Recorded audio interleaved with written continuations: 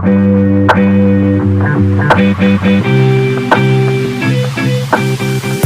India. Good morning, good afternoon, good evening, rest of the world. This is Shravonii Paul joining in from USA, and we have with us Mr. Tarun Khanna, who is a very eminent media and television personality joining us from India. Give a little context to those who may not be aware of what is happening right now. You may be reading in the papers or you might be noticing in the news that India is in a state of war with Pakistan, and a lot of people are fuming with their views that why is this suddenly happening. So to set a little context of what happened just about 7 days back, where about a handful of armed terrorists entered India into a very peaceful vacation tourist location and gunned down 27 tourists, absolute innocent civilians. And this is not the first time that had happened. Back in 2008, there was a situation where the financial capital of India, Mumbai, faced one of the deadliest terror attacks where hundreds and hundreds of civilians were attacked. Again, just in the name of radical terrorism.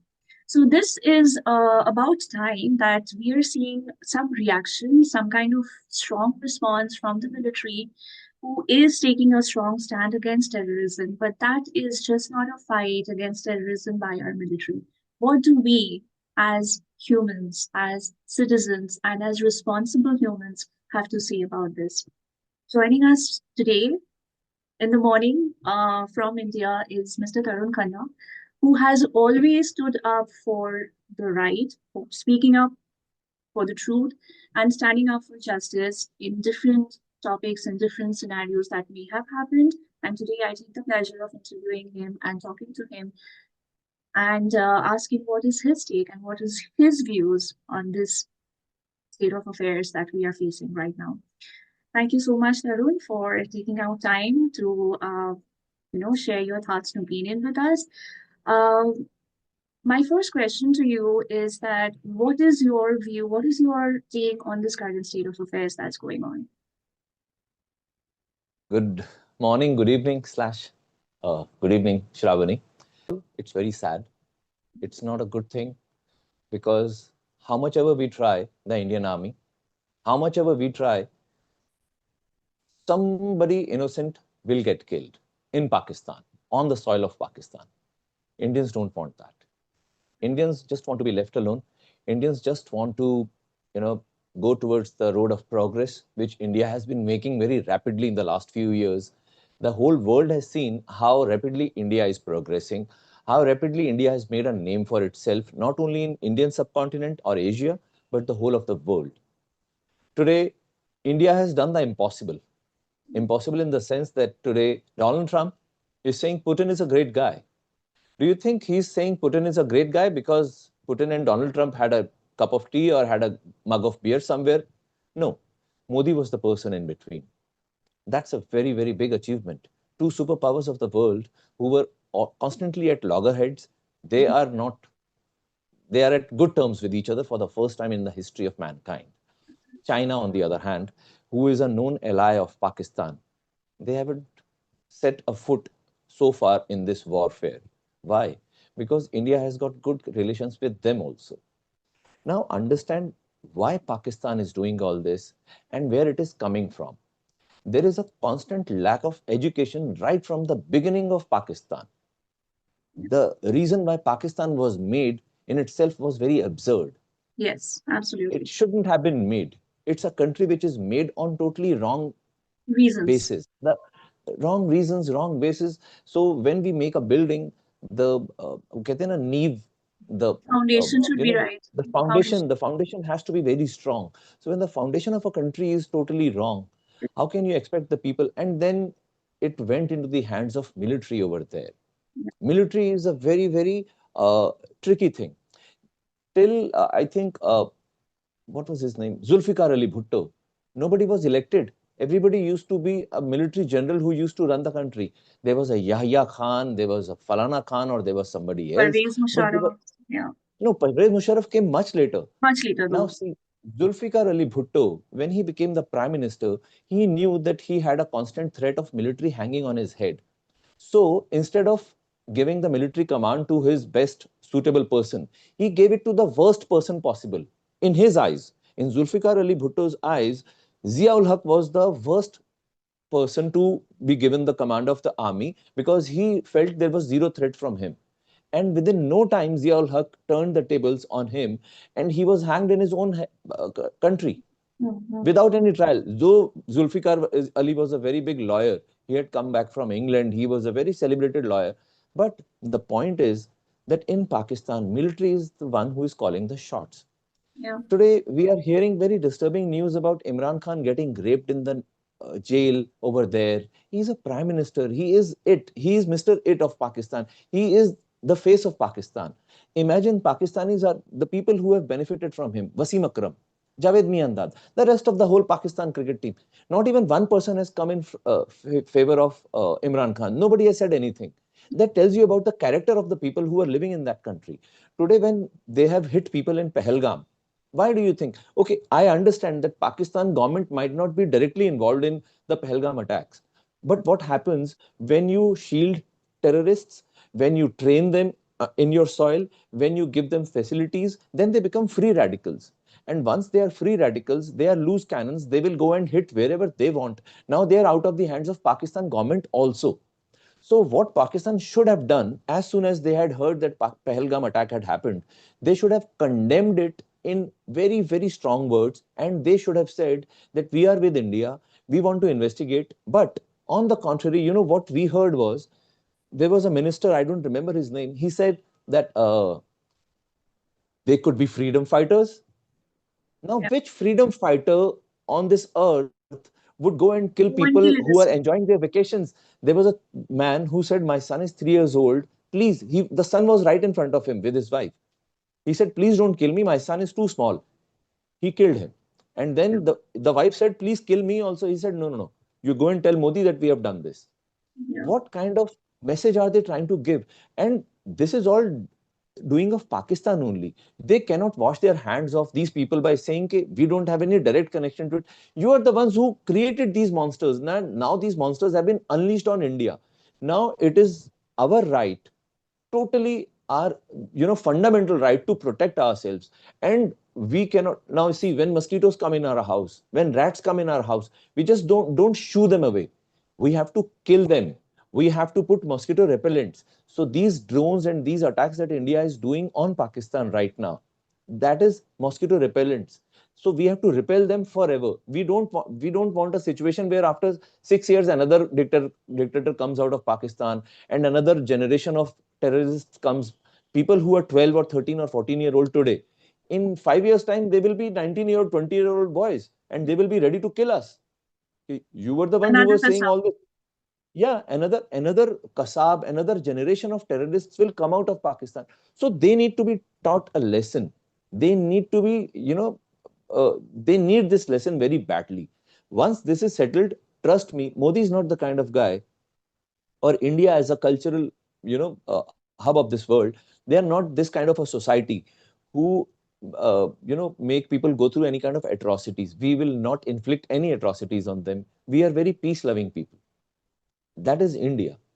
Absolutely. I totally agree. I totally agree on that. And I think, culturally, as you mentioned about India's culture, uh, uh, so I just want to bring this up in the topic of discussion because India has always been the hub of attraction for travelers all across. So Marco Polo and everybody wanted to discover the spice isles, as they would call it, and India has always believed in this theory of Atithi Devo Bhava, very welcoming people. And this is the reason why there have been series of all kinds of invasions that have happened. But India had always, we always have somehow managed to turn around and still flourish. So one of the oldest civilizations in every way that we talk about. In fact, referring back to your professional experiences, that you're also playing a lot of mythology roles. This is not mythology. This is history of India. This is actually the roots and culture and history of India. This is exactly how we have always been and seen and brought up. But my question to you again would come back in this whole thing where the media tells all kind of stories. Sometimes it's very politically driven. Sometimes it is like, oh, why is this happening? And this is a very dogmatic view. It's a very skewed view. And it's happening within every part of the world. It's not just this part of the world or anywhere. It's happening everywhere. What is your take that what should media, what should people who are you know facing all this, how should people respond to this? Because this is not the time to be selfish. This is not the time for shallow political agenda. What should be the take that people should really adopt at this point? It's not about political agenda, it's about business agenda. All the media houses are owned by some businessmen. Those businessmen are affiliated with various political parties and they are mouthpieces of those political parties. It's as simple as that. And it's not only in India, it's everywhere in the world. Like BBC will have a different tone, CNN will have a different tone, Sky News will have a different tone, in Pakistan, ARY will have a different tone, in India, Z will have a different tone. India, all the channels have a different tone because of their bosses. Whatever the bosses tell them, they speak in that language. Right now, what we need to do is just listen to what the Indian military is briefing to the people. Because Indian military is doing a very smart thing. They are having a press conference every day. They have got Vyomika Singh and Sophia Qureshi. They are the ones who are briefing the people. They are coming forward and telling them things as they are. So there is no ambiguity there. There is no double take, or there are no two statements coming out. So people will know what they actually need to know. As far as media is concerned, they need to be more responsible. But this is beyond our uh, you know this is something which is totally gone out of the hand, because the world is so big, everybody has to run their houses, everybody knows this thing, that today the more noise you make, the more attention you get. So everybody is trying to create the maximum amount of noise. Whoever will create, you see the media houses in India, people are shouting, people are screaming at the top of their voice, as if they are there in the battleground, because they know that if we shout, people will see us, even if they are repeating themselves for hours, but people still stay glued to them, because this is the game of TRP in India. I don't know about the rest of the world, I don't know how it functions in America, but in India this is how it functions. So these people are doing all this to make their businesses even better or stronger. But what Indian Army is doing is a very smart thing. The, they are briefing people directly. That is the best. I would say for the first time in the history of India, we are being led by a very nice government, very intelligent government, very proactive government. Because in the past also things have happened. But this is the first time that the leadership has taken such a strong stance. Earlier, the leadership was always weak. You tell me, when Manmohan Singh was the prime minister, Mm. who was the prime minister? Was Manmohan Singh the prime minister or Sonia Gandhi a prime minister? Now they are unleashing Rahul Gandhi on us. I'm sorry, this is totally out of the context. So, But but you're why? right. What are the criteria of Rahul Gandhi to become the prime minister? Has he ever governed any place? Has he ever governed any state? Has he been the chief minister of any place? No. Straight away, prime minister of this country. Why? Because you are the grandson of Indira Gandhi. Why? How? No, we don't want you. Go and serve like a normal party worker first. Make Shashi Tharoor your party chief. Make people who are sensible, make people who really are taken seriously by people like us. Absolutely. Now, so Absolutely. that is why they have become a joke. And today, because of Narendra Modi leading the country so nicely, the army is also, everybody is in sync right now. For the first time in our country, everybody is speaking the same language. I'm so happy. They say that Muslims are not safe in India. This is the propaganda which is in Pakistan. We have so many Pakistani fans. I'm so sorry for them. They write to us, say, sir, you said there will not be any attack on Lahore. There will not be any attack on Karachi. What happened now? What should I tell them?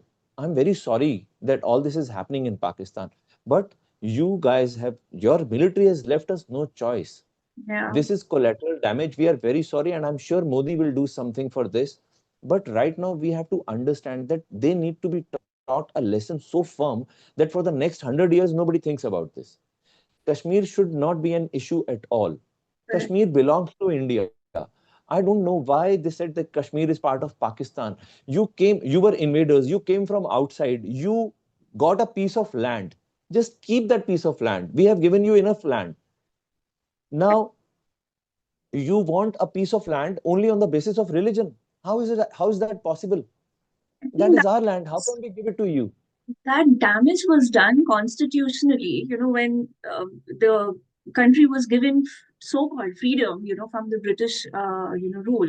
I think that damage was done constitutionally, where it was not clearly stated at that point of time. And then Jammu and Kashmir had the choice to choose this or that, and that is where all the conflict started. But what amazes me, not in a nice way, but actually in a very tricky, sad way, is that no government, and you said it very rightly, no government ever took a strong stand to take some solid action. I mean, until 2014, the only stand we took is we are not going to play with Pakistan when there was an attack done. That was all we did. 2016, when Uri happened, I think within just a few days we had the surgical strike. 2019, when Pulwama happened, we had the Balakot strike. And this time, when the Pahalgam incident happened, within 7 days, we are already giving back a response. The question was, where was that spine that the Indian Defense Services had? Where was that missing before that? Why was that empowerment not given? Is also No, Indian defense never lacked spine. Indian defense was always very good. The only people who were lacking in spine were the Congress people, the ruling party basically. Now the ruling party, they see again, the point is, what is the criteria of becoming a leader in this country? The criteria is, if you are born in a family, you are not a Ranbir Kapoor, yaar, that you are born to a Rishi Kapoor and you will become a hero for the masses. It's not like that. It's not the film industry. It's not a shop where the father will make sure that his son takes over after he dies. Politics is not that. Want to be a politician, go and work at the grassroots levels. Go and create an image in the world. Now today, what is the image that Rahul Gandhi has or the rest of the Congress has? The only people who have any image left are Dr. Manmohan Singh, who is no more, and then there is Shashi Tharoor, and then I don't even know who are the politicians from Congress anymore. yeah. That is so sad. And the longest serving party today has got zero credibility. And the party which was nowhere in 1984, they had got only 2 seats, BJP. And today they are the ruling party. There is a reason that people feel safe. Now there can be flaw in their policies. There can be flaw in their, lot of things. But those flaws remain in our country. We can solve all that. Yes. Muslims somewhere feel that we are Muslims somewhere feel that we are being left out. You tell me, we have a cricket captain who is a Muslim. We have superstars coming out. How many cricket captains you see in Pakistan who are of Hindu origin? How many cricket cap or film stars do you see in Pakistan who are Yahya of Hindu Khan, origin? Khandan. Even one? Yeah. No, not even one person. We have line of superstars in India. There is Amir, Salman, Shah Rukh, Saif Ali. You name them. There are so many. I'm not saying when we go to watch a movie, we don't think that this is a Muslim guy or a Hindu guy or a Sikh guy. We just watch them as artists. This is what our culture has taught us. But this is not the case in Pakistan. When Muhammad Azharuddin or Irfan Khan or Yusuf Pathan or Zahir Khan or Muhammad Shami, the Muhammad Kaif, they are our heroes. They are our heroes. They are folk heroes. They are legends in this country. They are revered as gods. Absolutely. We never think that they are Muslims. No, Honge Muslim, it doesn't matter. absolutely. It's their choice. Totally, everybody has been given their choice to practice their religion. Everybody has been given, and Muslims are flourishing like anything. Business-wise, nobody can complain that there is any discrimination in India. There is no discrimination. India is the most peace-loving. It is the most, you know, you can exercise your free will in Yes. India. That is this country, Yes. which which is so wrong when people say anything against it. I feel my blood boils.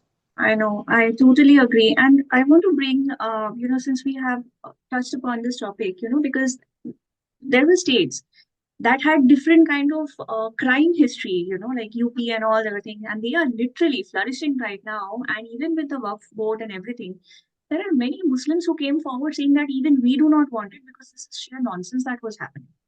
However, in the recent turn of events, after the Pahalgam attack and when, the government got into understanding what exactly is happening. In Punjab alone, I think there were 85,000 Muslim women who were actually married to Pakistanis living in India, you know, but they are actually from Pakistan, and this is what is happening. Um, so this is basically actually damaging the very fabric of the Indian society, where there's some kind of divide is being created in the name of religion. Whereas I trust and I believe strongly that Indian, the culture of India, where Hindus, Muslims, Sikhs, Christians, Jains, everybody, we have always lived in absolute peace. Why do you think is this damage being done and such kind of infiltration happening? It is happening from the eastern side of the country also. A lot of Bangladeshi infiltration happening. A lot of Pakistani infiltration happening, Jammu and Kashmir side also. Those things are happening. Why has this not been taken care of, or why did the government, former governments, never paid attention to this? 85,000 is not a small number, or the several lakhs and lakhs of people in Bengal sitting right now, and I do have my sheer Crores, doubts. not Crores, lakhs. Crores of people have come from Bangladesh. Crores of absolutely. people. And I have my sheer doubts with the current CM. I have no idea what she has in mind, or what if she even has a mind to understand what's going on. What is your take on that, or what is You know, what is India, India about it? India has suffered because of two things. One is procrastination. Procrastination is when you are delaying something which you need to do today. You think I'll do it tomorrow. That is being lazy, and that is a sin. Being lazy is a sin. Yeah, And the previous governments have been guilty of this sin. It's not a mistake, it's a sin. And that sin is punishing India today in every aspect. Now, you imagine that there are almost 3 to 4 crore people in India. That is almost half the population of any European country. So many people, and they are all grown up people. They are in India, they are doing odd jobs, and they are everywhere. Everybody knows who they are. They are in Delhi, they are in Mumbai, they are in other parts of India. These Bangladeshis or people coming from all over the world. Today, if you ask any Pakistani whether they want to be in India or Pakistan, and if they are really true to their heart, they will always say we want to go to India. Why? right. Why Pakistani artists used to come and work in India? There is a reason. We are thriving, we are doing very good because we concentrate on progress. That is our nature. That has always been. See, Indian Hindu Sanatani culture, Sanatani culture, we have yes. always been very forgiving. Now imagine 80% of the Indian population is Hindu, Sanatan, and we are living in peace. We have no problems with anybody whatsoever. Now compare it to Pakistan. Today, there are 25 crore Muslims in India. Were there so many when India had got independence? Just see the data and see the number of growth in the numbers of Pakistani Hindus and see the number of growth in Indian Muslims. And you will understand. Are you In trying to say Pakistan, the there are, reduction of Pakistani Hindus? yes, drastically. There is only 40 So lakh this, Hindus left in Pakistan. But that was not the case. In 1947, the number was much higher. But today, there are hardly 40, 50 lakhs. Out of a nation of 25 crores, Hindus are only 40 or 50 lakh. In India, 25 crore Hindus are there, Muslims are there. mhm, That is more than 20% of our population. yes, Not 20, that is more than 12, more than almost 12 to 13%. So in a nation of 146 crores, 25 crores, so imagine there are more Muslims in India than there are in Pakistan. correct. That is, if you see correctly. So they all are flourishing, but there is a false propaganda against the government. There are vested interests, because somewhere the ruling government also has benefited from religious fervor of Hindus Mm-hmm. because of Ram Mandir, Babri Masjid, whatever, whatever. They also benefited to Mm-hmm. some extent. So now the opposition parties have also started doing the same thing. That let's hit them below the belt. Let's do something, uh, even if it is a false propaganda. Let's spread this so that there is unrest in this country, so that we start getting the Muslim votes for us. And Muslims have started taking sides with Mulayam Singh's party, Akhilesh Yadav's party. They have started taking sides with Congress because they feel that these are the people who will appease us. And they are appeasing them openly. What they are not understanding is this is not going to be long term. Yeah. And this is not good for this country. Please try to understand, India is a very nice country, India is a very progressive country, but these are the issues which are holding us back. Once these issues are taken care of, India will fly like a rocket. But first, we need to take care of this war. I think this war will last for another 3 to 4 days, and then Pakistan will surrender. It will be the biggest surrender ever in the history of mankind. Because I've been hearing news since last night that their political brass is running away. They have got their bunkers and they have got their private planes ready to fly off to different destinations of this world. Once all that happens, who will rule Pakistan? It Yeah. will be total anarchy. Imran Khan will be brought out of the jail, and he's another idiot. Imran Khan is another person, he could have done so much. He's an Oxford educated guy. He could have done so much. But he was sitting in Aapki Adalat and saying that Dawood Ibrahim doesn't live in Pakistan. He doesn't live in Karachi. Everybody knows Dawood Ibrahim, his children, he and Javed Miandad are related. Their children have got married to each other. Everybody knows where he lives in Karachi. He has got state security. He's the VVIP of that area. So just admit your mistakes.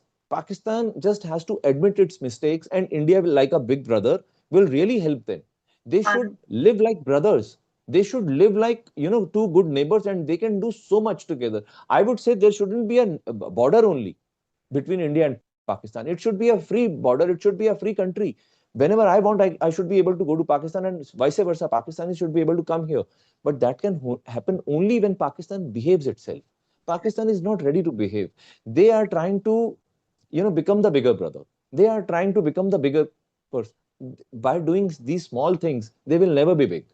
Absolutely.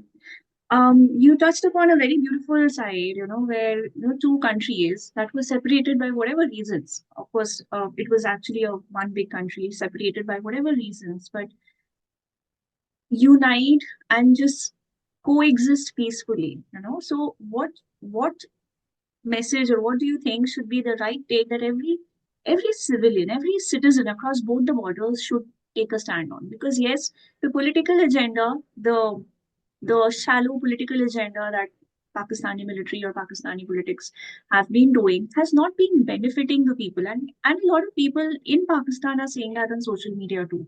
Like, if we really want to compete with India, we should compete on the better things, like improving our or developing our nation, which it has not really happened over the period of time.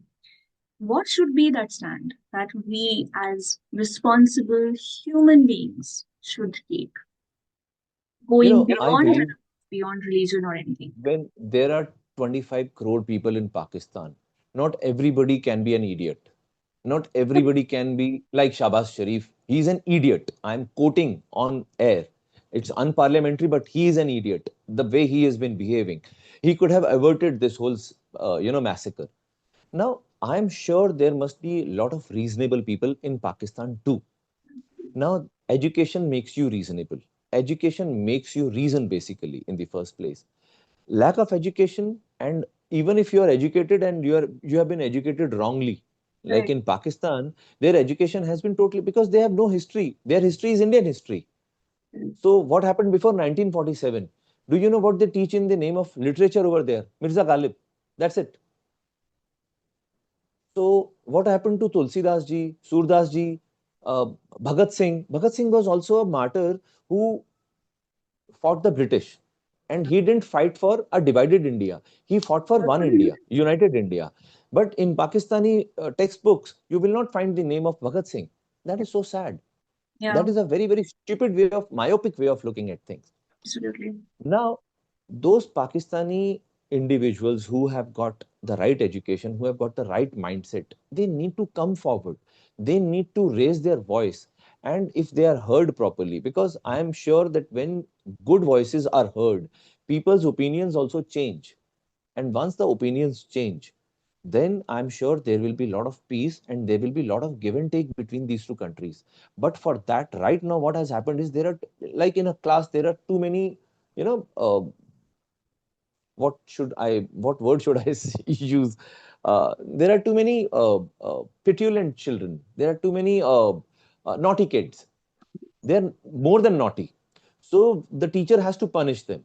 So teacher here is Mr. Narendra Modi. He is punishing these children. Once they have been taught a lesson properly, trust me, the teacher has a very noble heart. He's a very good Indian guy.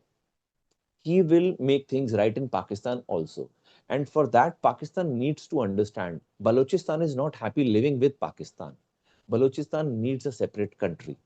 So Balochis will be a different nation very soon because they have already raised their We own have, yes. flag. On 14 posts, they have it's Balochistan who is having control of those 14 posts. Now the point I'm trying to make is that Pakistani uh, you know cerebral people, people who have a good brain, they should come forward. They should not feel that politics is a dirty game and we shouldn't be anywhere near it because it can kill us. Because Imran Khan, initially everybody thought he was a sensible guy, but he also became a puppet at the hands of the army over there, and look what army has done to him. Every day there is one guy who is brutalizing him, and the news is getting everywhere, and it's so sad because I've been a fan of Imran Khan ever since I was a kid. Imran He Khan was and such a Wasim nice guy. Akram was our big heroes, of course. Like we They were the heroes. Today people like Wasim Akram, they should come forward because he's the only sensible guy, sensible, not right? Javed Miandad. People like Javed Miandad, they are idiots. But Wasim Akram, he's a very sensible guy. He should come forward. He should spread the message that let's control ourselves. Let's not be hate mongers. Let's be sensible right now. Whatever has happened. It had to happen because if you are dealing with these kind of people, if you are harboring these kind of people, if you are sheltering these kind of people, if you are training these kind of people, terrorists, what is the name of that? Maulana Masood Azhar. He's a hero in Pakistan. He was the result of IC 814 Kandahar hijack. He was the one who was rescued from Indian jails, and he is hailed as a hero in Pakistan. He was the one who was responsible for that person who got killed in IC 814 hijack, Kandahar hijack air I think he aircraft. is also responsible for Daniel Pearl's many other many other this US problems that journalist. India has been Yes, facing, many other terrorist attacks that have been India has been facing. Jaish-e-Mohammed chief Mohammed Hafiz Mohammed Saeed and this Maulana Masood Azhar. These are the people. They should be killed by Pakistani population. We shouldn't be doing anything because Pakistan should realize that these are the people who are, you know, the problem. They once they get into power, they will create problems for Pakistanis also. I'm telling you. absolutely, I can give it to you in my blood that once, if God forbid, they get into power, they will create problems for Pakistanis also. So absolutely. Pakistan should understand they are a very, I have so many Pakistani fans, friends. They are all such nice people. They are all such, such good, fine artists. Everything is so good about their country, but they have a bent mind. That mind needs to be straightened right now. Once that is straightened, India and Pakistan will be good forever.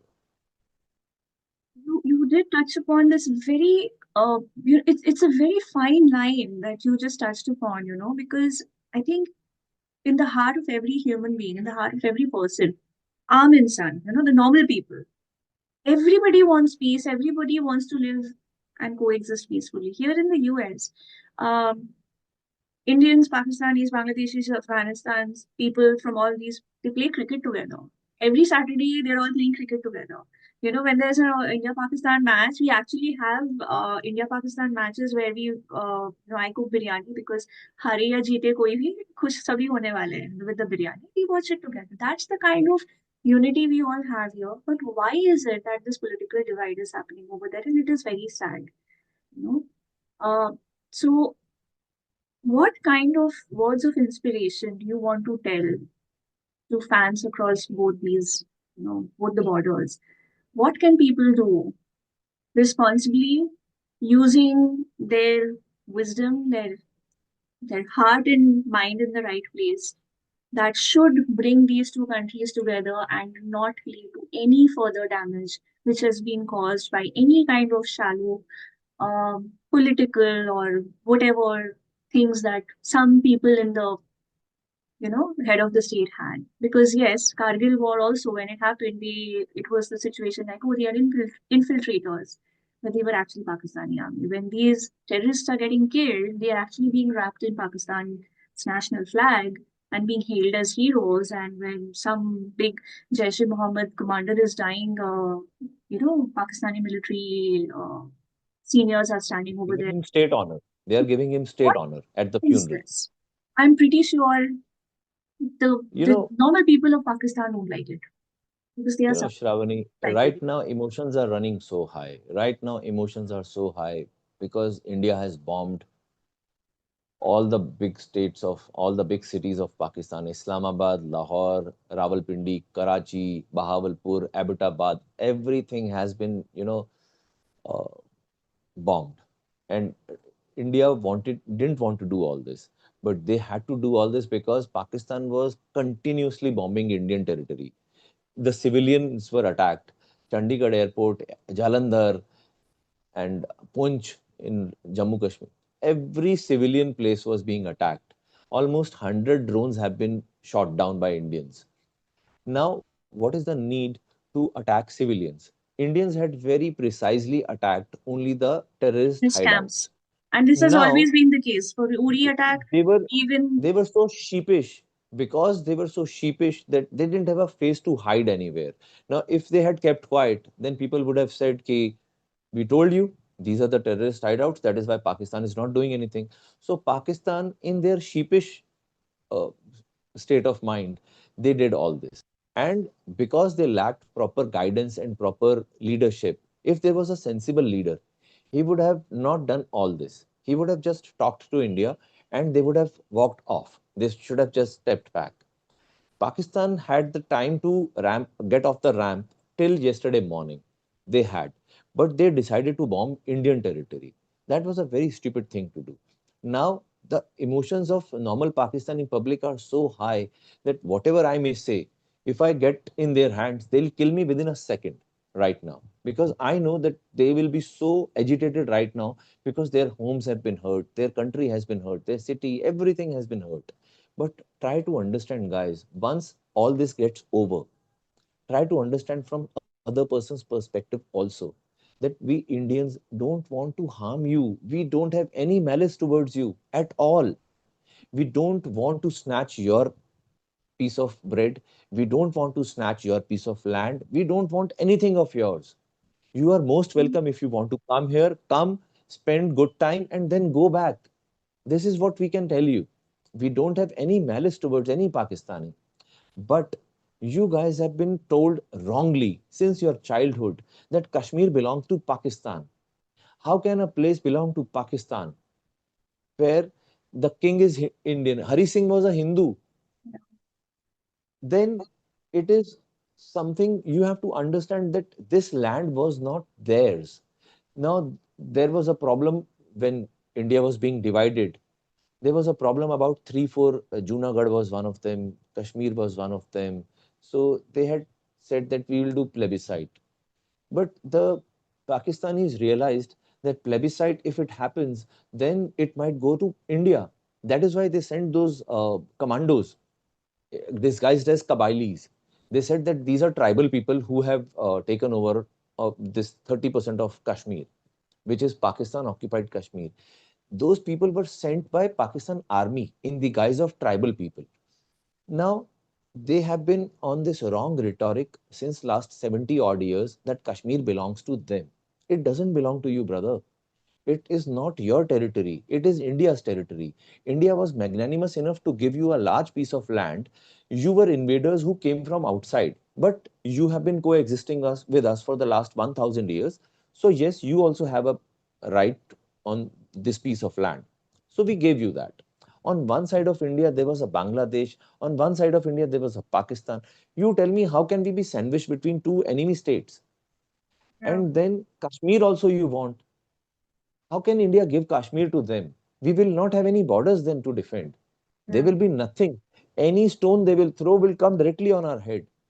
India never throws any stones at anybody. India is a very peace loving country. India never does anything wrong. yeah. But and Pakistan has a habit of doing all this dadagiri. So now dadagiri is costing them so heavily. My only thing is once all this is over, trust me, try to start afresh, try to start anew.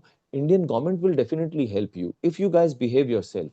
There are so many magnanimous people in India. India is a huge country, and there are people who have got shitloads of money. If all those people decide, the amount of wreckage in Pakistan, whatever money you guys need, I am telling you, within no time, India will collect that money and send it to Pakistan to rebuild Pakistan. India is so magnanimous.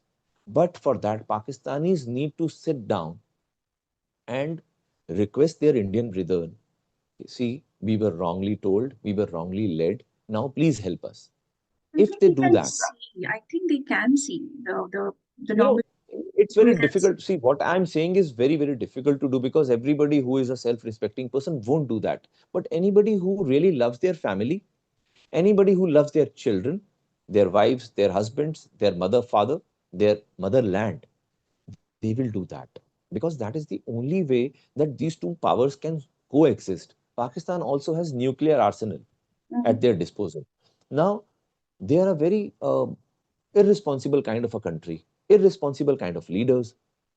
They behave, they talk in a foolhardy way. Now, who knows when they will press that button of nuclear arsenal? Because if they press that, then India will be left with no other option. Now, I'm not saying that India will not be harmed. Almost 20 crore people will be killed in India. But our late Prime Minister Atal Bihari Vajpayee said this: I'm ready to write off 20 crore or whatever number, I don't remember the number he said. I'm ready to write off that number of people from India. But there will be no Pakistan left the next day. Pakistan will be obliterated. Do they want that? That people should talk about Pakistan in past tense? There used to be a country called Pakistan. They don't want that. We don't want that. Because if you take 30 crore people out of India, still 116 crore are left. That is a huge number. That is Europe twice. Europe doesn't have even half the population of 116 crore also. So Yeah, we are a very big nation. We will still survive. yeah. And unfortunately, whoever will lost, who knows, I might lose my life. My family will lose. But we are ready for that. Seriously, we are ready for that because we don't want to live in a world where we are in a constant fear. I was planning to go to Srinagar in the next 1 month. I was getting a break. So I had thought that I'll go to Srinagar. Who knew at that time that something of this nature will happen to Pahalgam? All those families who had gone there. I'm seriously feeling bad for the people of Kashmir. After a long, long time, tourists had actually started going to Kashmir. It's such a beautiful place, and a lot of people were thronging to that place. And the tourist season was about to start. This is the peak season, May. Yeah. May, June, July is the time when people actually go to these places and see what has happened over there.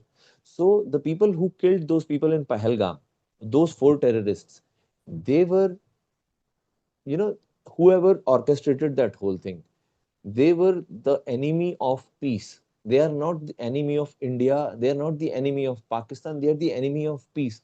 And today, the Pakistani people should understand.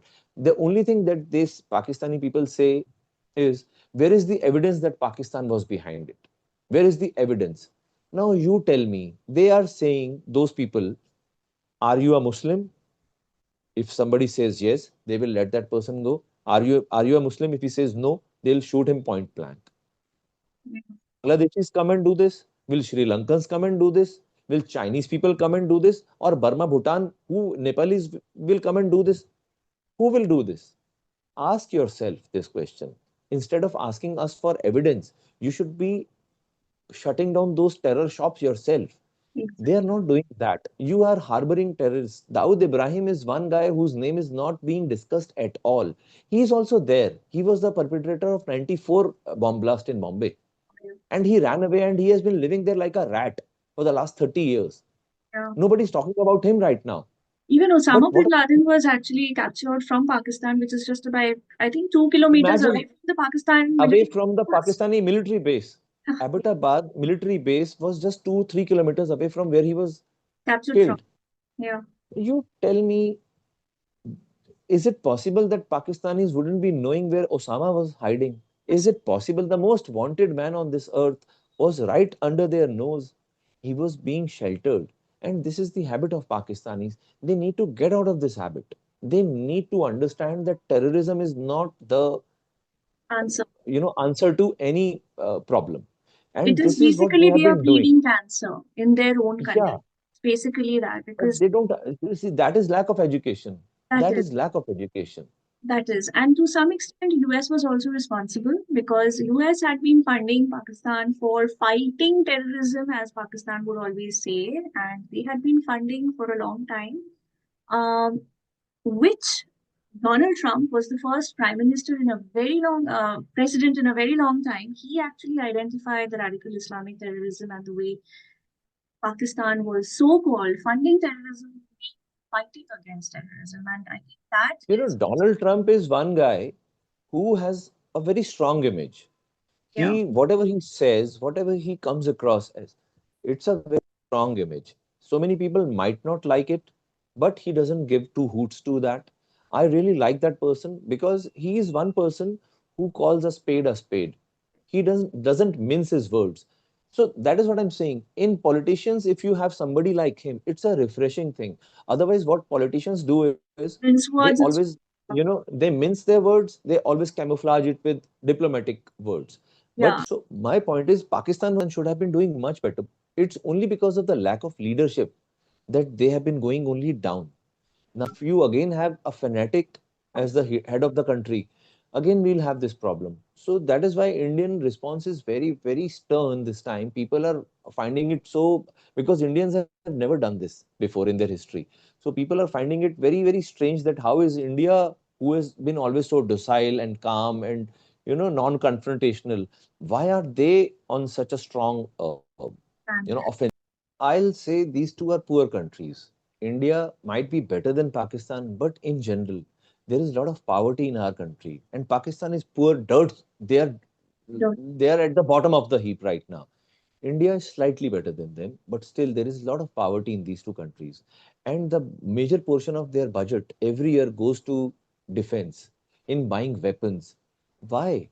Only because of Pakistan's this, they are so obstinate in this belief that Kashmir belongs to them. That is their only agenda.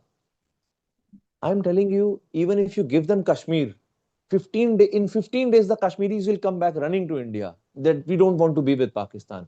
Because see, we gave you a country. What have you made of that country? Are you a happy country? No. So even if Kashmir goes to Pakistan, the Kashmiris will not be happy. Kashmiris are much better off with India. That is the point. They are two poor countries. They need to stop spending money on these unnecessary weapons. If only Pakistan drops this, stance that Kashmir belongs to them, everything will be hunky dory. If these two countries stop buying weapons in such large amount, if they stop spending so much of their money on these things and they can spend that money on progress, just imagine where these countries will be. What will be the condition of this world after that? so we'll change a little gears on this because what are your plans going on with your professional engagements and coming up next? See, I'm mostly occupied with this show that I'm doing. It's a theater production called Hamare Ram. So that is what keeps me very busy. In the last 1 year, I have been traveling a lot of places in India. And in fact, from tomorrow again, I have 4 shows lined up. Then every subsequent weekend, we have 4 or 6 shows. Where are you traveling to next? And tomorrow we have shows in Mumbai. Then we are traveling to Delhi, then again in Delhi, then I think Kolkata, Pune. So we are going to a lot of cities of India. So we are still not getting time to go abroad, but next year hopefully we'll come to America. Yeah, we are And looking this is absolutely that's it. forward to that. Yeah, yeah. Because we have been getting calls from all over the world, people from Africa, people from Europe, people from Australia and America, of course. A lot of people want to watch this. Every Indian wants to watch this show. It's very, very big. Apart from that, my television work keeps me busy. I'm doing a couple of shows on television right now, so they take most of my time. Yeah. Arun, I'm very interested to ask you this because you have been a model. You've been one of those, eye candies of the ramps and everything. And you moved very smoothly into very spiritual, kind of shows. How was the transition and what led you to, move into these? Because you have been donning the avatar of Mahadev for the longest number of years. Been like, and what has been the transition like from the ramps, like the eye candy of the ramps to, in that uh, avatar of the Tridev, one of the Tridevs. What does it feel like? Yeah.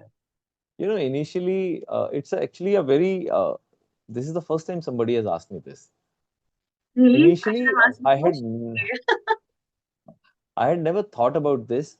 When I became an actor, I used to get work only because of two things. One was my looks, and second was my body.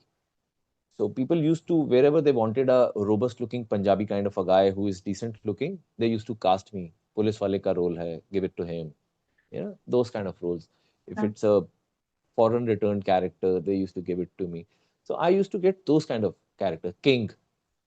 So when I started doing these historical periodical dramas, that the first one was Vikram or Betal in 2009. That was my first brush with all this. Till that time, I had never thought of doing these kind of roles. It was only when I did a show called Devo Ke Dev Mahadev where I was offered to play Ravan. In order to prepare for Ravan, I started reading a lot about him, and through Ravan, I met Mahadev, and that is where I started developing this, devotion or affinity or love or whatever you want to say. So that is where I started, uh, falling in love with him. And then I realized that if people are like, and people really received that very well. Then I realized that if I have to excel in this, then there are some things that I need to work on. So I mhm. started working on them. And once I started working on them, I realized that I was good at this particular genre. Everybody's like Ritik Roshan is very good at dancing. He is a fantastic dancer. He's a fantastic action actor also. So everybody has got their own plus points. So my plus point I realized was these kind of characters where you need to speak flawless Hindi. Because of Mohit Rena already, because Mohit also was a very good looking guy, and he also was a He model was a kind of a very good face. looking Mahadev, yes, for sure. Yeah, we were the first guys, me, Mohit, where Ravan for the first time, a guy played Ravan who had six packs, who looked like a model, who was my producer Nikhil Sinha told me that he's the most good looking Ravan we have on television. And I said, okay, I need to work on this. And I started working on my diction. I started working on my mannerisms, a lot of things. And I started reading a lot about our scriptures. And then I realized I knew so little about our history. But over the period of time when I started doing these shows, and thankfully I was associated with so many people who was doing these kind of roles, I kept on, you know, going deeper into this zone. And then I realized that this is my calling. This is something I'm good at. If It's not that I don't get other roles, I still get other offers also, and I do them also. But now people associate me more with these characters, and I'm very happy with that. I'm more than happy doing Mahadev for the next few years, and then let's see where life takes me. There will always be a new chapter. So I'm just waiting for that. Yes, but undoubtedly, you are really the most good looking Mahadev Thank you. we have been enjoying on television. And thank you so much for your time. Thank you so much for sharing all your absolute beautiful insights. To have insights from other industry stalwarts such as you has been an absolute pleasure and delight. Thank you so Thank much. you so much, Shravani. Thank you.